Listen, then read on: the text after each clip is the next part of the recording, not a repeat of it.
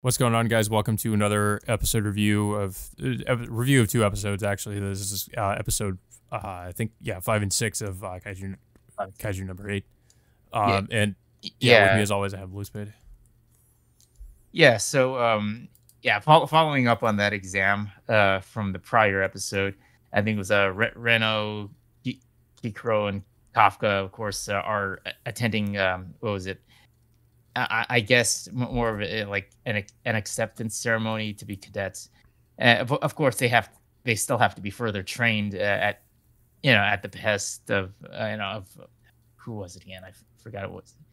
It was Mina Ashiro, of Mm. course.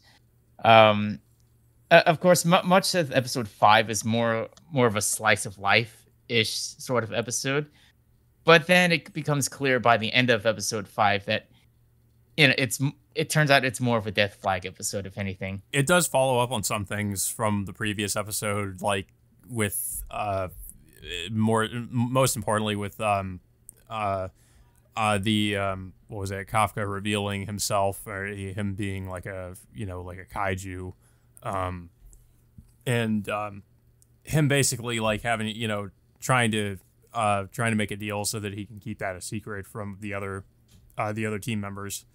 But aside from that, there wasn't really anything like you said. It was mostly like slice of life. There was like a whole training montage of them training, um, and Kafka, like a running joke in the episode about him just not being physically fit.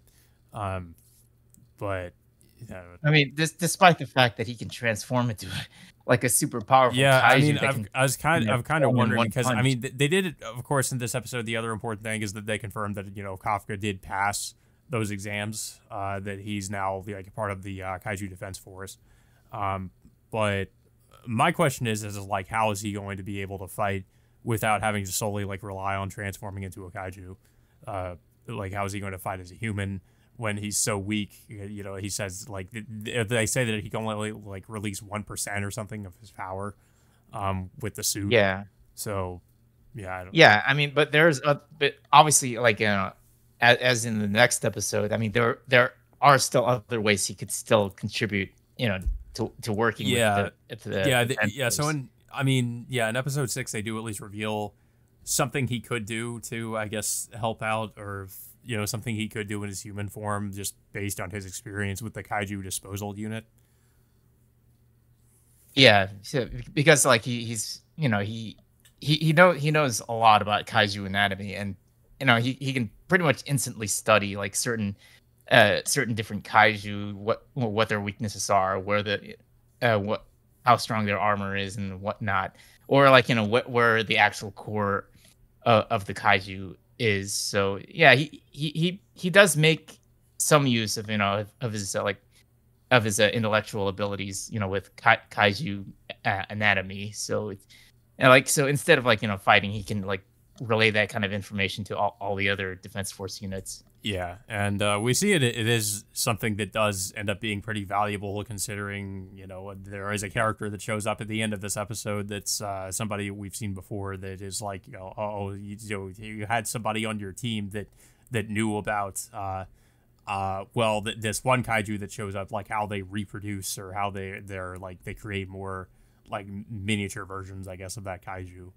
Um, otherwise the team would, or the defense force wouldn't have known about it, or how they're doing that. Yeah, yeah. So of course, episode 6, what was that mainly taking down this like almost like this mushroom or fungus type of kaiju that can reproduce itself. At various points of its body.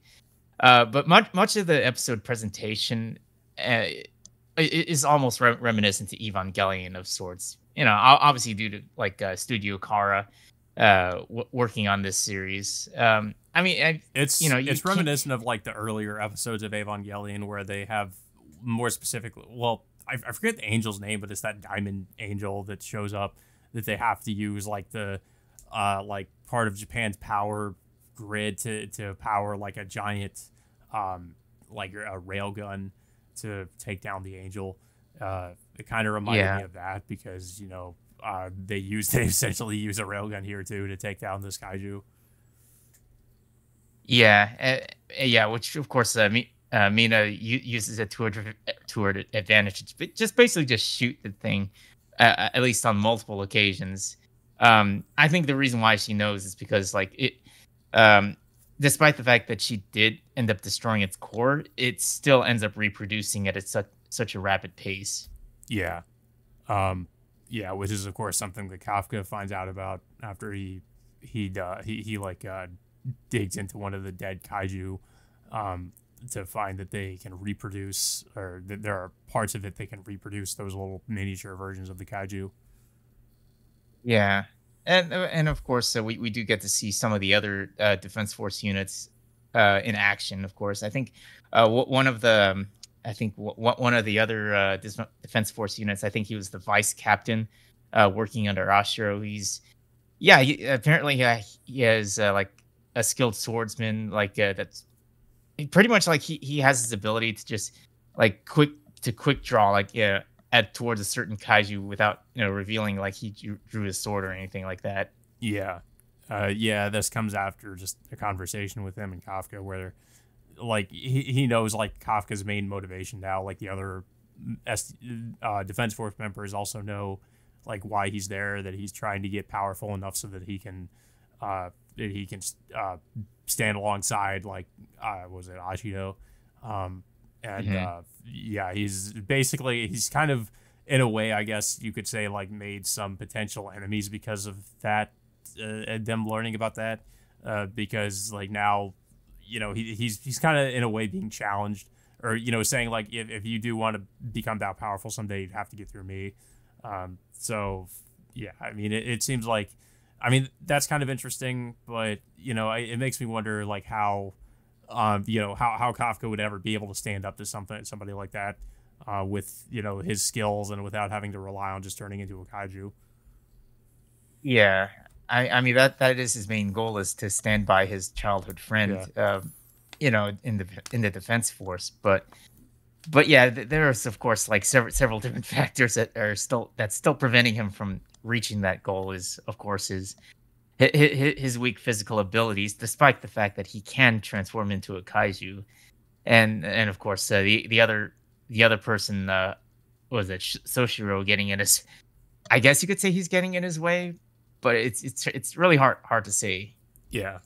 Um, yeah, but of course, Ashido does, like you said, end up shooting this kaiju like with a railgun. I think like four, like it seemed like more than four times, like just to like kind of overkill. Just shot it quite a bit, just to, I guess, make sure it's dead. But of course, it can produce all those little kaiju. So they just come swarming out of its body. Um, Yeah. yeah, So that of course forces all the other remaining defense force members to start shooting the little ones, and of course we cut back to Reno. I think I forgot the other guy's name. I think it's the redhead Yeah. guy. Eventually they do fight off several other um, of those mini kaiju, but of course they end up running into that humanoid kaiju that we saw a couple episodes ago. Who apparently, they catch him examining like one of the kaiju corpses, saying that he was the one who implemented their ability to reproduce at such a rapid pace. And I don't know, I feel like one of those characters is going to end up dying in trying to fight this kaiju. yeah, it could be. Yeah, to me that's one of the more interesting aspects of the series, is that you have these humanoid like shape-shifting kaiju that seem to have some kind of something that they're up to, but we don't know what, and we don't know what their whole plan is. So it in a way kind of reminds me a little bit of like Ultraman, how like in that series you have like shape-shifting aliens and stuff. You don't know if they're human or if they're alien. So it kind of gave me that vibe. But yeah, I thought these last two episodes were pretty good. Like you said, the episode 5 was more of like slice of life and just kind of following up on some things that happened from episode 4. And then 6, it's we're finally getting into another confrontation with one of these kaiju, and the shape-shifting kaiju kind of reveal himself to as one of the, I guess one of the bad guys. So Yeah. it'll be interesting to see I like what I happens when they try to confront him, or if he's just gonna like run away or whatever. But yeah, I do expect that there might be some character deaths when it comes to fighting these kaiju because, mhm. as you remember, by the end of episode 5, it was like Soshiro who straight up tells Kafka that anyone that he becomes friends with will end up dying in the field of duty. Yeah. Um, So yeah, it's pretty clear that we might expect some deaths, maybe outside of Kafka and some of the a couple of the main cast members, but like I would say like some of the other Kaiju Defense Force soldiers, they I don't know, I feel like they're gonna end up dying sooner or later. yeah, I mean, yeah, probably. Um, Yeah. but yeah, I don't really have too much else to say about these episodes, though. I don't know if you have anything else to say about it. Yeah, it was the last two episodes were pretty good, and I really did enjoy episode 6 and the way it was overall presented. I do feel like someone took inspiration from from the first Evangelion film, just to make it more reminiscent of that in terms of like the art direction and of course how the action played out. Yeah, I mean, I wouldn't be too surprised. I mean, I can definitely tell like what some of Kaiju number eight's inspirations are. It seems like there's a little bit of like Chainsaw Man in there, like a little bit of Dorohedoro, a little bit of I guess Evangelion thrown in. Yeah. Um, uh, Yeah, and of course, we do know that Hideki Anno also worked on Shin yeah. Godzilla, so that there's also that. So but I did like the way it was overall presented in the episode. Mhm. Yeah, guys. But that all being said, until next time, we will see you all later.